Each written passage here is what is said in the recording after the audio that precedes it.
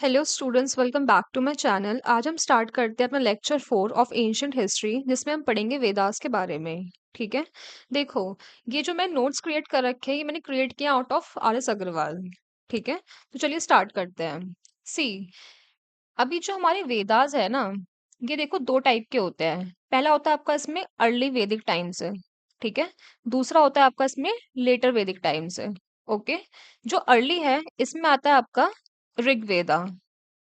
ठीक है।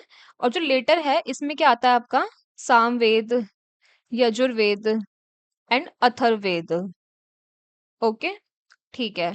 अब हम देखेंगे टाइमलाइन क्या होती है इसकी। जो ऋग्वेद है उसकी टाइमलाइन क्या है आपकी 1500 से लेके 1000 BC तक। ठीक है। जो लेटर वैदिक है इसकी टाइमलाइन क्या है आपकी 1000 से लेके 600 BC तक। ओके। इतना आपको समझ में आ गया होगा। चलिए स्टार्ट करते हैं। सी, फर्स्ट हम पढ़ेंगे सोर्सेज के बारे में। जैसे कि मैंने आपको बताया कि जो हमारे वेदास हैं वो चार टाइप के हैं: ऋग्वेद, सामवेद, यजुर्वेद एंड अथर्ववेद। पहले हम देखेंगे इसमें लिखा क्या क्या है। जो ऋग्वेद है इसमें लिख रखे हैं आपके हिम्स वगैरह। ठीक है। जैसे मतलब कि जो लिटरेचर होता है, लिटरेचर पार्ट जो होता है। ओके। जो सामवेद है इसमें क्या लिख रखा है, इसको जो ऋग्वेद है इसको ही म्यूजिकल बुक में बना रखा है, मतलब ठीक है, म्यूजिकल फॉर्म में लिख रखा है इसको। ठीक है। जो यजुर्वेद है उसमें क्या है, उसमें लिख रखे हैं आपके रिचुअल्स। जैसे कि जो रिचुअल्स परफॉर्म होंगे उसको कहाँ लिख रखा है, यजुर्वेद में। लास्ट जो है आपका अथर्ववेद, उसमें क्या लिख रखा है आपका जो ब्लैक मैजिक टाइप चीजें होती है, जो नॉन आर्यन प्रैक्टिसेस होती हैं, उसमें इसमें लिख रखा है अथर्ववेद में। ठीक है। अब देखिए, ये तो बात हुई आपकी चार वेदास की। ठीक है। इसके अलावा भी आपने सुने होंगे जैसे ब्राह्मणा, अर्यंक, उपनिषद, इन चीजों के बारे में। तो क्या होता है, ये जो हमारे चार वेदास है इनकी सब पार्ट्स होते हैं ये सब चीजें। जैसे देखिए, जो ब्राह्मणा है इसमें क्या है, क्या लिखा है मैंने यहाँ पे, जो लास्ट चैप्टर है सारे वेदास का। ठीक है। वो होता है ब्राह्मणा। ये कोई सेपरेट बुक नहीं होती है। ये क्या एक्सप्लेन करता है, ये एक्सप्लेन करता है फिलोसफी ऑफ वेदास। इसके अंदर जो हमारी वेदास होती है उसकी फिलोसफी एक्सप्लेन हुई होती है। अब देखो, जो ऋग्वेद है, सामवेद है, यजुर्वेद है, अथर्ववेद है, इन चारों वेदास के अंदर ब्राह्मणा होते होते हैं, जो लास्ट पार्ट होता है। ओके। ठीक है। अब अर्यंक क्या होता है, अर्यंक का मतलब होता है आपका फॉरेस्ट। ठीक है। जो ब्राह्मणा होता है उसका ही क्या बोलते हैं, एक पार्ट होता है जो एंड पार्ट होता है ब्राह्मणा का, उसको हम क्या बोलते हैं, उसको हम बोलते हैं अर्यंक। ठीक है। फिर क्या होता है, लास्ट होता है आपका उपनिषद। उपनिषद में क्या लिखा होता है आपके, जहां पे वेदा एंड होते हैं। ठीक है। जहां पे वेदा एंड्स हैं, मतलब वेदा का यहाँ पे अंत है यहाँ पे। तो देखिए, हमने यहाँ बात की चार वेदास की। इसके सब पार्ट है ब्राह्मणा, अर्यंक एंड उपनिषद। अभी हम इनके बारे में समझेंगे वैसे एक्सप्लेन में आगे जाकर, बट आपको इतना समझ में आ गया होगा वैसे। ठीक है। अब देखो, जो हमारे पास अर्लीस्ट अवेलेबल वैदिक वेदास एविडेंट है, मतलब वो कब का है आपका 11th सेंचुरी AD का। मतलब कि अगर ये आपके यहाँ पे स्टार्ट हो गए हैं 1500 से लेके जीरो, तो यहाँ पे कहीं जाके जो 11th सेंचुरी का है कि रिटर्न वाला आपको यहाँ पे देखने को मिलता है। ठीक है। अब देखिए, जो आर्ट ऑफ राइटिंग है, मतलब कि जब से जो इंडिया में लिखना स्टार्ट किया था, वो कब से स्टार्ट हुआ था लिखना, 6th सेंचुरी BC से। ठीक है। तो देखिए, अगर 6th सेंचुरी BC से रिटन मतलब लिखना स्टार्ट किया गया था, तो जो वेदास हैं ये कब से लिखना स्टार्ट किए गए थे, 6th सेंचुरी से लेके 2nd सेंचुरी BC के अंदर। ओके। बट लेकिन हमारे पास जो एविडेंस है वो कब का है, 11th सेंचुरी AD का है। ओके। मैंने आपको बताया था कि जो वेदास हैं वो दो भागों में डिवाइडेड है, अर्ली में और लेटर में। अर्ली में क्या आता है आपका, अर्ली में आता है आपका सिर्फ और सिर्फ ऋग्वेद। ठीक है। जो सामवेद है, यजुर्वेद है, अथर्ववेद है, ब्राह्मणास, अर्यंक एंड उपनिषद, ये कहाँ आते हैं आपके, लेटर वैदिक में आते हैं। मतलब कि जो इतना पोर्शन है ये तो आपका आ गया अर्ली के अंदर। ठीक है। और जो ये पूरा पोर्शन है, ये वाला पोर्शन, ये पूरा, ये आ गया आपका लेटर के अंदर। ठीक है। ओके। अब देखिए, मैंने आपको बताया था कि इन सारे वेदास में कौन कौन से पार्ट होते हैं, ब्राह्मणास होते हैं, अर्यंक होते हैं, उपनिषद होते हैं। पहले हम पढ़ेंगे ब्राह्मणा के बारे में। इसमें क्या लिखा हुआ है, इसमें इंस्ट्रक्शंस लिखी हुई है ब्राह्मण्स के लिए, जो उनको परफॉर्म करनी है किस चीज के अंदर, वैदिक रिचुअल्स में। मतलब कि जो भी रिचुअल्स वो परफॉर्म करेंगे उसमें उनको इंस्ट्रक्शंस दे रखी है। ठीक है। ये क्या करता है, ये ब्राह्मण्स का जो स्टेटस है उसको अपग्रेड करता है ब्राह्मणा। ठीक है। सेकंड चीज क्या है, अर्यंक। अर्यंक मतलब क्या हो गया आपका, फॉरेस्ट। मतलब कि ऐसे रिचुअल्स जो एक आम सोसाइटी में परफॉर्म नहीं हो सकते हैं, उसके लिए आपको फॉरेस्ट जाना ही पड़ेगा। इसमें वो रिचुअल्स लिख रखे हैं। रीड करते हैं एक बार। Those rituals are mention who can't perform in ordinary society. ठीक है, तो कहाँ परफॉर्म होते हैं, वो परफॉर्म होते हैं आपके फॉरेस्ट के अंदर। ये सब लिखा हुआ है आपका अर्यंक के अंदर। थर्ड चीज क्या है आपका, उपनिषद। अब देखो, 6th सेंचुरी बीसी तक आते थे, क्या हुआ था, जो सेक्रीफाइसेस थे ना, जो बलि दी जा रही थी, वो बहुत हो गई थी पीक पे, बहुत ज्यादा। ठीक है, तो फिर क्या हुआ, फिर ब्राह्मण्स के अगेंस्ट रिबेल हुआ। ठीक है, फिर हेटेरोडॉक्स सेक्ट एमर्ज हुए, मतलब कि जो जैनिज्म था, बुद्धिज्म था, ये सब चीजें एमर्ज हुई। ठीक है, अब देखो, अब हेटेरोडॉक्स सेक्ट अगर एमर्ज हो रहे हैं, तो क्या होगा, इनको काउंटर एक्ट करने के लिए कुछ होगा। ठीक है, तो फिर क्या हुआ, जो ब्राह्मण्स थे, इन्होंने रिवाइवल करा। ठीक है, मतलब कि जैसे कि पहले क्या हो रहा था, सेक्रीफाइसेस हो रहे थे। नाउ दे से कि अब हम करेंगे पीसफुल एनवायरनमेंट क्रिएट करेंगे, हम अब हम जाएंगे, अब हम मूव करेंगे सेक्रीफाइसेस से भक्ति के टूवर्ड्स। ठीक है, तो उपनिषद में ये सब चीजें लिखी हुई हैं। ठीक है, चलिए, इतना आपको समझ में आ गया होगा कि मतलब ये चार वेदास है हमारे, इसके सब पार्ट्स हैं, ब्राह्मण, अर्यंकन, उपनिषद। ठीक है, जो अर्लीस्ट अवेलेबल वैदिक एविडेंस है आपका 11th सेंचुरी का है। ओके, और ये ब्राह्मण, अर्यंक, उपनिषद में क्या क्या लिखा हुआ है, इतना आपको एक्सप्लेन हो गया होगा। अब देखो, जो वैदिक लिटरेचर है उसमें क्या क्या लिखा हुआ है, जैसे मैंने आपको बताया कि जो वेदास है वो चार टाइप के हैं, ऋग्वेद, सामवेद, यजुर्वेद एंड अथर्ववेद। जो ऋग्वेद है वो क्या है, वो है आपकी ओल्डेस्ट, सबसे पुरानी वैदिक लिटरेचर। सबसे पुरानी आपकी ऋग्वेद ही है। ठीक है, सामवेद में क्या लिखा हुआ, सामवेद है जो आपकी, वो है ओल्डेस्ट बुक ऑन म्यूजिक। मतलब कि जो म्यूजिक की किताब हमारे पास अवेलेबल है, सबसे ओल्डेस्ट कौन सी आपकी, सामवेद है।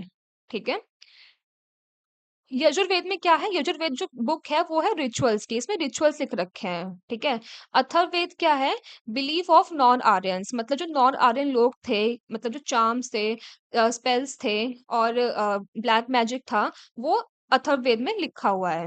ठीक है, अब देखो, अब कुछ यहाँ पे टर्म्स दे रखी हैं जो कि आपको प्रीलिम्स से पूछे जा सकते हैं। जैसे देखिए, संहिता क्या होता है, व्हाट इज संहिता। संहिता मतलब जो ये चार वेद हैं हमारे पास, ऋग्वेद, सामवेद, यजुर, अथर्ववेद, जब इसको हम मिला के बोलते हैं संहिता।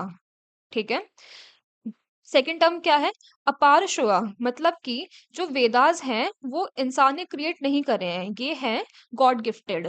ठीक है, मतलब ये अपार शुआ है, मतलब कि गॉड गिफ्टेड है। ठीक है, थर्ड टर्म क्या है, नित्या। नित्या मतलब जो वेदास हैं, ये एटर्नल से एग्जिस्ट कर रहे हैं, मतलब ये नए नहीं बने, ये एटर्नली एग्जिस्ट कर रहे हैं। ठीक है, फोर्थ टर्म क्या है आपकी, रीता। रीता मतलब नेचुरल ऑर्डर, मतलब ये एक ऑर्डर में है ये। ठीक है, एंड लास्ट टर्म क्या लिख रखी है मैंने यहाँ पे, श्रुति। मतलब कि जो वेदास थे ना, वो स्टार्टिंग में क्या होता था, श्रुतियों की फॉर्म में ट्रांसफर होते थे, जनरेशन जनरेशन। मतलब कि पहले जो आर्ट ऑफ राइटिंग थी वो नहीं थी। ठीक है, तो अगर आपको ट्रांसफर करना है इसको अगले जनरेशन में, तो ये श्रुतियों की फॉर्म में ट्रांसफर होते थे, मतलब ओरल फॉर्म में ट्रांसफर होते थे ये। ठीक है, तो ये चार टर्म्स आपको समझ में आ गई होगी। अब देखो, जो वेदास हैं, ऋग्वेद, सामवेद, यजुर, अथर्ववेद। पहले हम बात करेंगे ऋग्वेद की। जो ऋग्वेद है इसको हमने 10 मंडलों में डिवाइड कर रखा है। मतलब कि जो ऋग्वेद है इसको हमने 10 मंडलों में डिवाइड कर दिया है। ठीक है, उसमें जो सेकंड मंडल है और जो सेवेंथ मंडल है, ये कौन सा है आपका, ये है आपका ओल्डेस्ट है, सबसे पुराना मंडल। ठीक है, जो आपका फर्स्ट है, जो आपका 10th मंडल है, ये है आपका लेटेस्ट मंडल। ये है आपके फैक्ट्स, ये आपको याद रखने पड़ेंगे। ठीक है, क्योंकि ये आपके मतलब प्रीलिम्स वगैरह में पूछे जा सकते हैं। ठीक है, या फिर जो स्टेट पीसेस वगैरह होता है उसमें भी क्वेश्चंस आ जाते हैं। तो मैंने आपको क्या बताया कि जो ऋग्वेद है वो 10 मंडलों में डिवाइडेड है। जो सेकंड और सेवंथ वाला है वो है ओल्डेस्ट, और जो फर्स्ट और 10th है वो है आपका लेटेस्ट। ठीक है, अब देखिए, जो सामवेद है इसमें क्या लिखा हुआ है, ये है आपकी ओल्डेस्ट म्यूजिकल बुक। जो यजुर्वेद है इसमें क्या लिख रखा है, इसमें लिखा है आपके रिचुअल्स। अब देखिए, जो यजुर्वेद है इसको भी हमने दो भागों में डिवाइड कर रखा है। पहला कौन सा है आपका, कृष्ण यजुर्वेद। दूसरा कौन सा है आपका, शुक्ल यजुर्वेद। ये क्वेश्चन पूछ सकते हैं कि मतलब यजुर्वेद जो है वो कितने पार्ट्स में डिवाइडेड है। ठीक है, या फिर नाम मेंशन कर देंगे कि मतलब ये कौन-कौन से इनमें से पार्ट है ऐसे करके, ठीक है? 4th क्या है आपका अथर्ववेद। अथर्ववेद में क्या लिखा हुआ है? मैजिकल फ़ॉर्मूलाज़, मतलब यहाँ पे जो ब्लैक मैजिक वाली चीज़ है वो सब चीज़ें लिख रखी हैं इसके अंदर। ये बात हुई आपकी वेदास की। अब हम देखेंगे ब्राह्मणा। जो ब्राह्मणा है उसमें क्या एक्सप्लेन किया जाता है? उसमें जो वेदास के हिम्स हैं उसको एक्सप्लेन किया जाता है, ठीक है? जो सैक्रिफाइसेस हैं, जो रिचुअल्स हैं, इनको इलैबोरेटली डिस्कस किया जाता है, ठीक है? और मैंने आपको बताया था कि जितने भी वेदास हैं उनमें अपने सेवरल ब्राह्मणस अटैच हैं, ठीक है? अब जैसे देखिए एग्जांपल्स दे रखा है यहाँ पे। जो ऋग्वेद है उसमें कौन-कौन से ब्राह्मणस अटैच हैं? ऐतरेय हो गया, कौशिकी हो गया, ठीक है? जो सामवेद है उसमें पंचविशा हो गया, शादविंश हो गया, छंदोग्य हो गया, जैमिन्य हो गया, ठीक है? ये ब्राह्मण सामवेद के हैं, ठीक है? यजुर्वेद में से शतपथ हो गया, ठीक है? या फिर तैत्तरीय ब्राह्मण हो गया, ठीक है? ये आपके पार्ट हो गए किसके? यजुर्वेद के, ठीक है? जैसे अथर्ववेद हो गया उसमें कौन-कौन से ब्राह्मण हैं? जैसे गोपता ब्राह्मण हो गया, ठीक है? तो ये कुछ एग्जाम्पल्स हैं, मतलब ये थोड़ा मतलब याद करना थोड़ा मुश्किल है, बट अगर आपसे हो रहा है याद तो आप कर सकते हैं इसको, ठीक है? चलिए। अब जो अर्यंक होता है कि मैंने आपको बताया था अर्यंक का मतलब क्या होता है फॉरेस्ट, ठीक है। अब देखिए जो अर्यंक है ये किसके लिए लिखा गया है? ये लिखा गया हर्मिट्स के लिए या फिर स्टूडेंट्स के लिए जो फॉरेस्ट में रहते हैं। हर्मिट्स मतलब ऐसे लोग जिन्होंने सोसाइटी छोड़ दी है and now they live in forest, ठीक है, ये उनके लिए लिखा गया है, ठीक है। So they are the concluding portion of Brahmanas, ठीक है। अर्यंक मतलब फॉरेस्ट, इसमें वो रिचुअल्स लिखे गए हैं जो एक आम सोसाइटी में परफॉर्म नहीं हो सकते हैं। वो कहाँ परफॉर्म होंगे? परफॉर्म होंगे आपके फॉरेस्ट वाले एरिया में, ठीक है। लास्ट क्या है आपका उपनिषद, जिसको हम वेदांत भी बोलते हैं, ठीक है। हमारे पास इन टोटल कितने उपनिषद है? 108 उपनिषद हैं, ठीक है। सबके नाम याद रखने बहुत मुश्किल है, नहीं रख पाएंगे आप, बट आप इतना याद रख सकते हैं। सबसे लार्जेस्ट उपनिषद कौन सा है आपका? बृहत रणायक, ठीक है, ये है आपका लार्जेस्ट उपनिषद, ठीक है। अब हम स्टार्ट करेंगे हमारा फर्स्ट टॉपिक इसके अंदर, that is early Vedic as.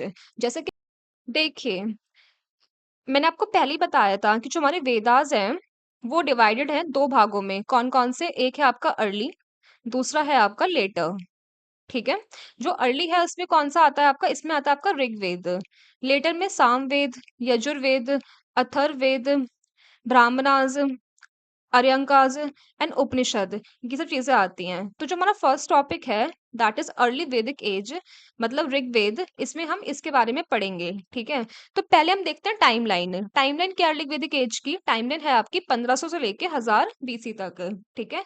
जो लेटर है इसकी टाइमलाइन क्या आती? इसकी टाइमलाइन थी आपकी 1000 से तकरीबन 600 बीसी तक, ठीक है। तो हमें पढ़ना है इसमें ऋग्वेदा के बारे में, ठीक है। अब देखिए आपने पढ़ा होगा आर्यन थ्योरी के बारे में, ठीक है। जो आर्यंस थे ये माइग्रेटेड थे, ये सेंट्रल एशिया से माइग्रेट करके आए थे, ठीक है। तो आज के टाइम में जो आर्यंस हैं इसको हम कौन सी कैटेगरी में डालते हैं?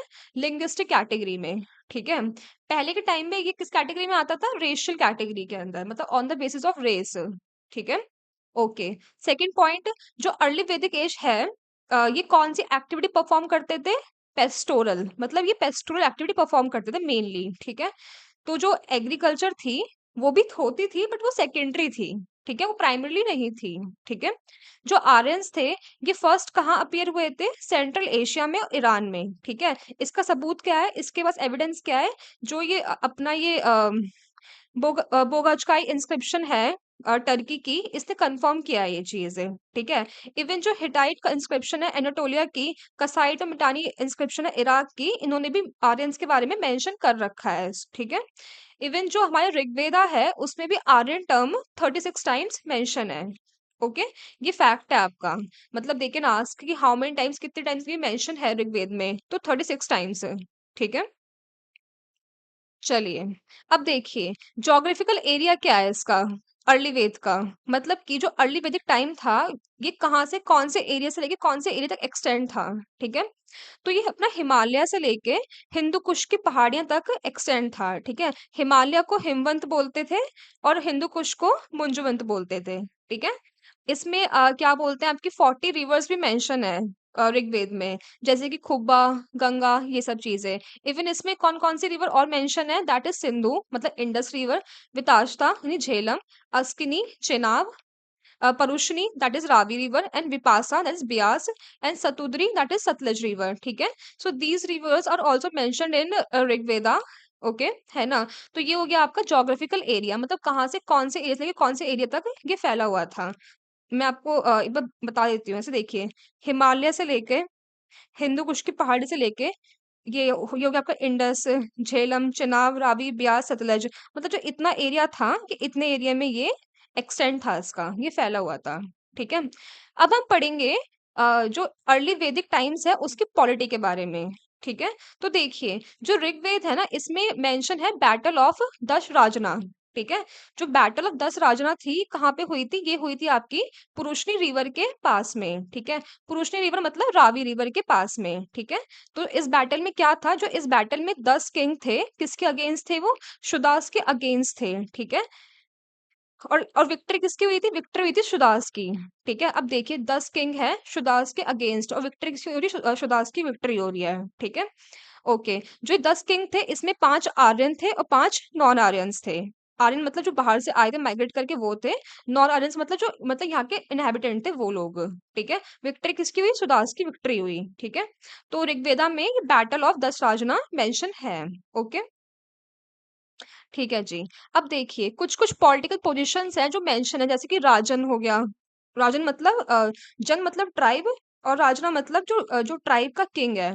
ठीक है, यार देखो, जो ये टर्म्स है ना, ये आपको प्रीलिम्स से डायरेक्ट पूछते हैं कि मतलब ये टर्म्स किस चीज से रिलेटेड है, ऐसे करके। ठीक है, जैसे जना थे उस टाइम पे, विश थे, ग्राम थे, कुल थे, मतलब ऐसे देख लीजिए। ये जन हो गया आपका। ठीक है, इसके अंदर आपका विश आ गया, फिर ग्राम आ गया, फिर कुल आ गया आपका।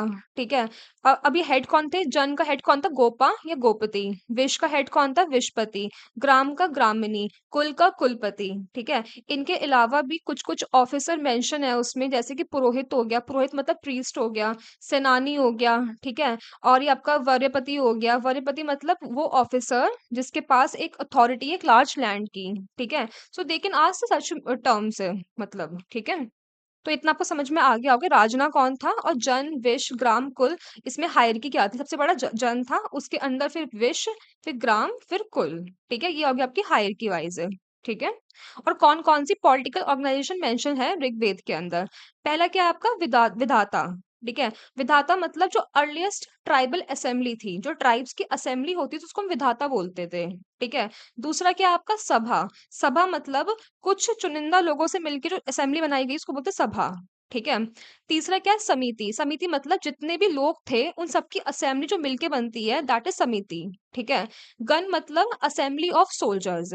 तो आपको ये याद करना होगा कि विधाता क्या है, अर्लीस्ट ट्राइबल असेंबली। सबसे पहले जो अर्ली टाइम्स की ट्राइबल असेंबली को बोलते थे विधाता। ठीक है, सभा क्या है, असेंबली ऑफ सेलेक्ट फ्यू, मतलब कुछ लोग के असेंबली को बोलते हैं सभा। ठीक है, समिति क्या है, असेंबली ऑफ ऑल ऑल। ठीक है, गण क्या है आपका, असेंबली ऑफ सोल्जर्स। ठीक है, इतना आपको समझ में आ गया होगा, ये चीज आपकी मेंशन है ऋग्वेद में। ठीक है, अब देखिए अर्ली टाइम्स में, अर्ली वैदिक टाइम्स में सोसाइटी कैसे होती थी।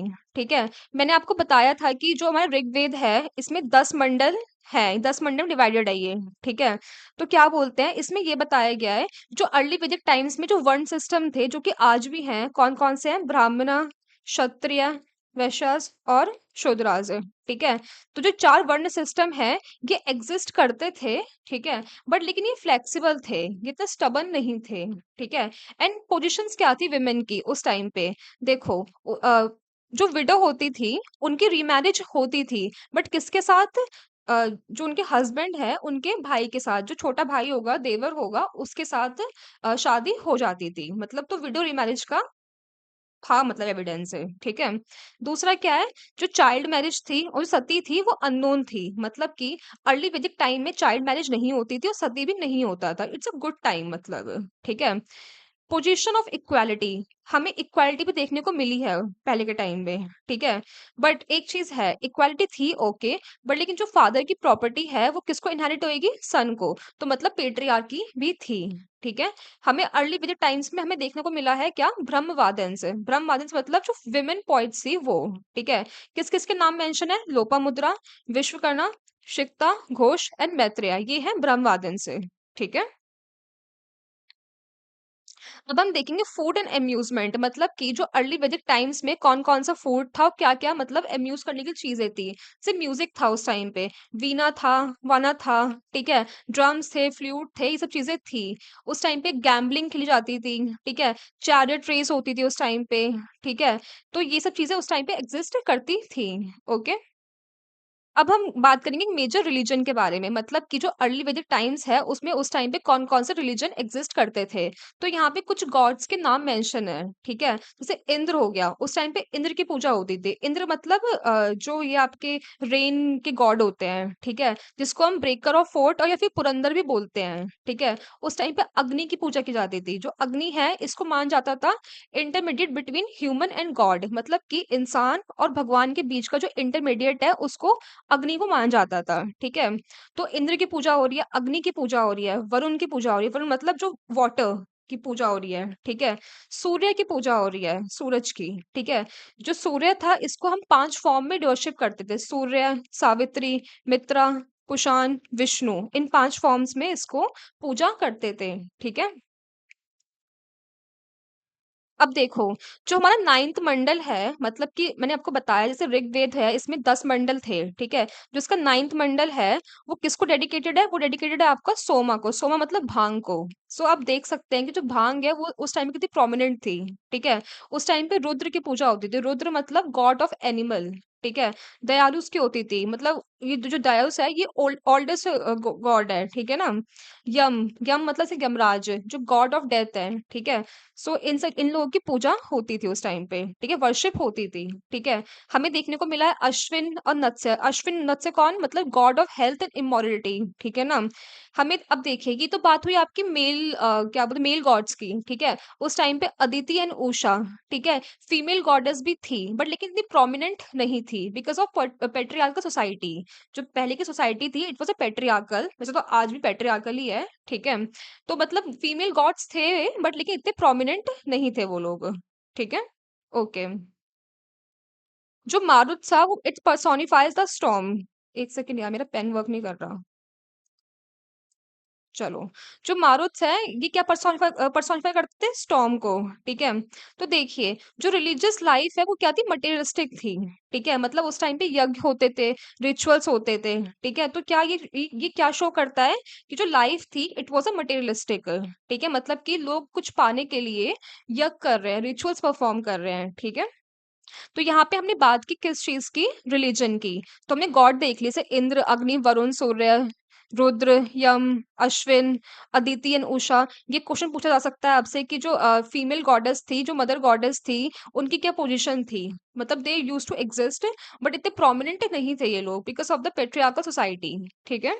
अब नेक्स्ट पढ़ेंगे हम क्या, इकोनॉमी के बारे में। इकोनॉमी मतलब अर्थव्यवस्था कैसी थी उस टाइम पे। तो देखिए जो उस टाइम के लोग थे ना देवर नोमैड, मतलब वो कैसे लाइफ जीते थे, नोमैडिक लाइफ जीते थे, ठीक है।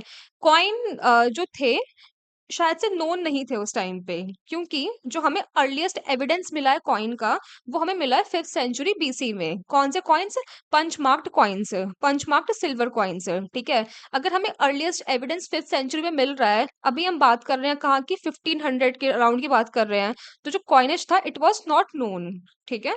तो जब कॉइनेज नहीं होगा, जब कॉइन नहीं होगा तो क्या होगा उस टाइम पे, बाटर सिस्टम होगा, ठीक है। सो इट वाज प्रेवलेंट, ठीक है। जो काउस थे, जो गायें थी, जो गोल्ड था, ठीक है, ये as a medium of exchange use होता था, ठीक है। यहाँ पे हमने देखा अपना अर्ली वैदिक टाइम्स में, इसमें हमने इकोनॉमी देख ली इसका, रिलीजन देख लिया इसका हमने, ठीक है। हमने सोसाइटी देख ली इसकी, पॉलिटी देख ली, ठीक है, जोग्राफिकल एरिया देख लिया इसका। तो यहाँ पे कंप्लीट होता है, ठीक है। अब हम पढ़ेंगे किस चीज के बारे में, लेटर वैदिक टाइम्स के बारे में। देखिए, अब हम पढ़ेंगे लेटर वैदिक एज के बारे में, ठीक है। तो उसका टाइमलाइन क्या है, 1000 से लेके 600 बीसी तक, ठीक है। अर्ली का क्या था आपका, 1500 से 1000 बीसी तक, ठीक है।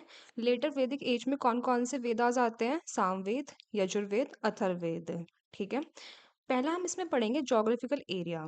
देखिए अर्ली वैदिक एज का जोग्राफिकल एरिया क्या था, उसमें मैंने आपको बताया था कि वो हिमवंत से लेके, मतलब हिमालय से लेके हिंदू कुश की पहाड़ी तक फैला हुआ था, ठीक है। उसमें कौन कौन सी रिवर मेंशन थी, इंडस, झेलम, चिनाब, रावी, ब्यास, सतलज। ठीक है, ये तो बात हुई आपकी अर्ली वैदिक की। ठीक है, अब हम बात कर रहे हैं लेटर वैदिक्स की। ठीक है, तो इसमें एक टर्म मेंशन थी आर्यवर्त। ये आर्यवर्त किसको बोलते थे? ये आर्यवर्त बोलते थे आपके एंटायर नॉर्थ इंडिया को, मतलब कि जो हमारा इंडिया है उसका जो नदर्न पार्ट है उसको बोलते थे आर्यभट्ट, आर्यवर्त, नॉट आर्यभट्ट। ठीक है, और कौन-कौन सी मोस्ट रिवर्स में मेंशन कर रखी हैं, बता रखी हैं, कहाँ-कहाँ मतलब ये इसका ज्योग्राफिकल एरिया फैला हुआ था, दैट इज़ नर्मदा तक, गंडक, चंबल, ये रिवर्स मेंशन है। ठीक है, और इस टाइम पे ना इमर्ज हुआ था क्या आपका जनपद। ठीक है, जनपद मतलब कि लोगों ने सेटल होना स्टार्ट कर दिया था। जैसे मैंने आपको पहले बताया था, अर्ली टाइम में क्या था, लोग नोमैड थे, मतलब वो एक जगह से दूसरी जगह मूव करते रहते थे। ठीक है, बट लेकिन लेटर टाइम्स में इन लोगों ने सेटल होना स्टार्ट कर दिया था, जनपद एमर्ज होने स्टार्ट हो गए थे। ठीक है, कुछ एग्जाम्पल है, जैसे कुरु हो गया आपका, पंचला हो गया, काशी हो गया, एटसेट्रा एटसेट्रा। ठीक है, फोर्थ पॉइंट, जो लेटर वैदिक टेक्स्ट है उसने ना कंट्री को तीन बड़े डिविजन्स में डिवाइड कर रखा है। कैसे कैसे? एक हो गया आपका आर्यवर्त मतलब नॉर्थ इंडिया, मध्य देश मतलब सेंट्रल इंडिया, एंड दक्षिण पथ, ठीक है, मतलब साउथ इंडिया। ओके, अब हम पढ़ेंगे क्या, लेटर वैदिक टाइम्स की पॉलिटी। देखो, तैत्तरीय ब्राह्मण में लिखा हुआ है कि they use to follow the theory of divineship and kingship, मतलब कि जो उनका किंग होता था लेटर टाइम्स में, उसको ये एसोसिएट करते थे किसके साथ? गॉड के साथ। ठीक है, तो कौन सी थ्योरी फॉलो करते थे ये लोग? डिवाइनशिप की एंड किंगशिप की थ्योरी। ठीक है, और जो ब्यूरोक्रेसी थी लेटर वैदिक टाइम्स की, वो कैसी थी? जैसे देखिए, भागदुगा मतलब ये देखता था टैक्स को। ठीक है, सारथी मतलब चैरियटर, क्षत्रिय ने चैम्बरलेन, अक्षवपा कुरियर, सतपति मतलब जो आउटलाइन एरियाज को एडमिनिस्टर करता था। ठीक है, सतापति मतलब कि जो 100 विलेज का जो हेड था। ठीक है, अधिकृता मतलब विलेज ऑफिशियल, उग्राज पुलिस ऑफिसर।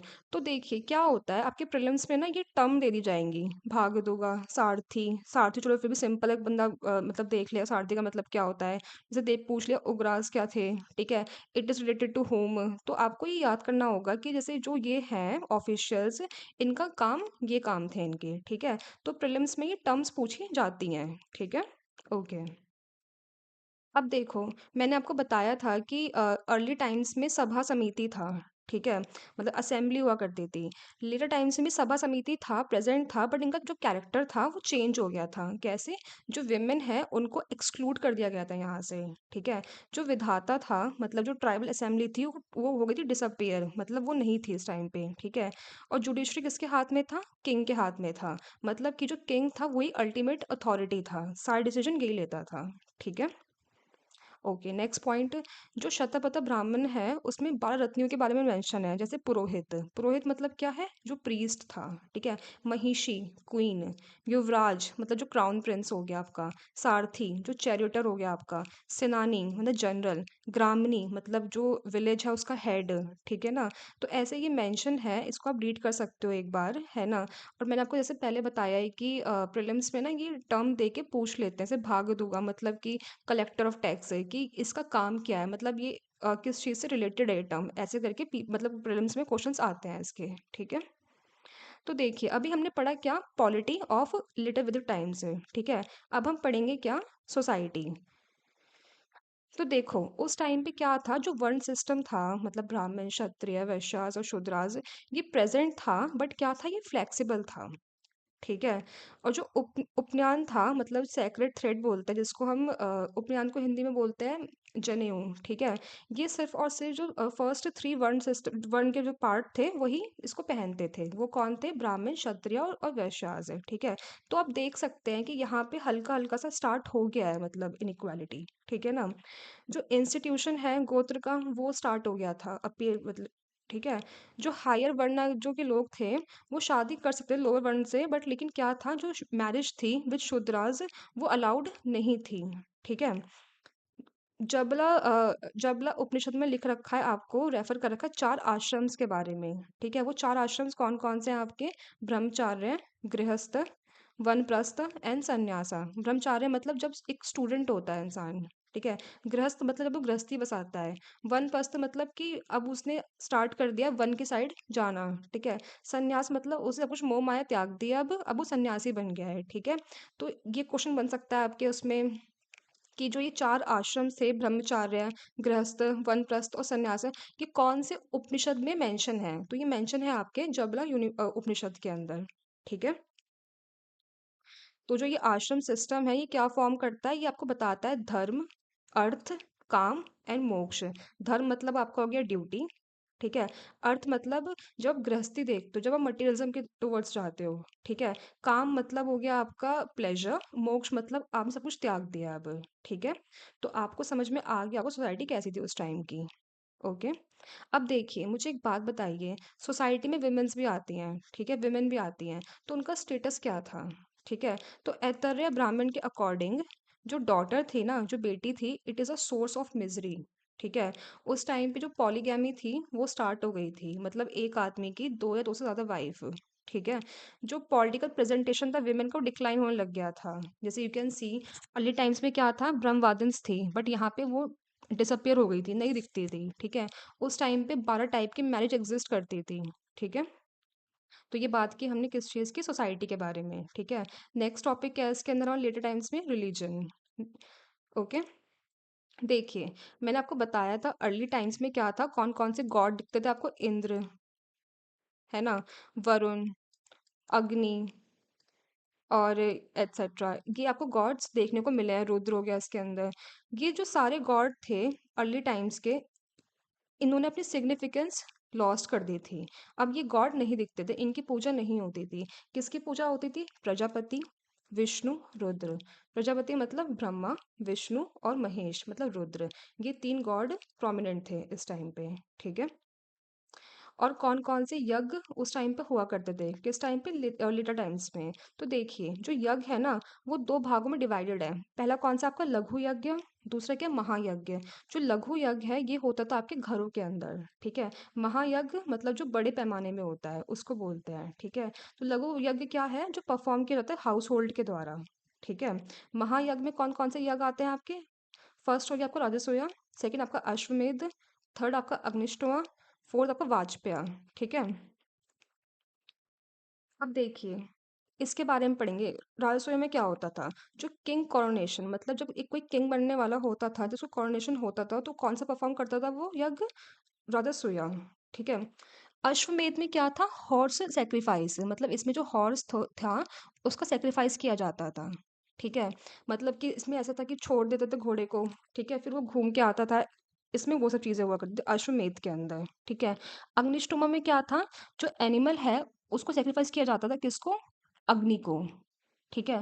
वाजपेय में क्या होता था? ड्रिंक ऑफ स्ट्रेंथ, मतलब कि जो किंग था जब वो पूरा यज्ञ कर लेता था उसके बाद वो एक ड्रिंक पीता था, ठीक है? कौन सा ड्रिंक पीता था? सोमा ड्रिंक पीता था। ये सोमा है ये आपका मेंशन है आपका नाइन्थ मंडल ऑफ ऋग्वेदिक में, ठीक है? जो नाइन्थ मंडल है ऋग्वेदा का वो किसको डेडिकेटेड है? सोमा को डेडिकेटेड है वो, ठीक है ना? तो वाजपेयी में क्या था? ड्रिंक ऑफ स्ट्रेंथ, मतलब पूरा यज्ञ परफॉर्म करने के बाद वो ड्रिंक करते थे सोमा, ठीक है? तो आपको ये 4 समझ में आ गए होंगे, राजसूय, अश्वमेध, अग्निष्टोमा एंड वाजपेय। राजसूय मतलब किंग कोरोनेशन, अश्वमेध मतलब हॉर्स सैक्रिफाइस, अग्निष्टोमा मतलब sacrifice of animal dedicated to Agni, Vajapeya मतलब ड्रिंक ऑफ स्ट्रेंथ, ठीक है?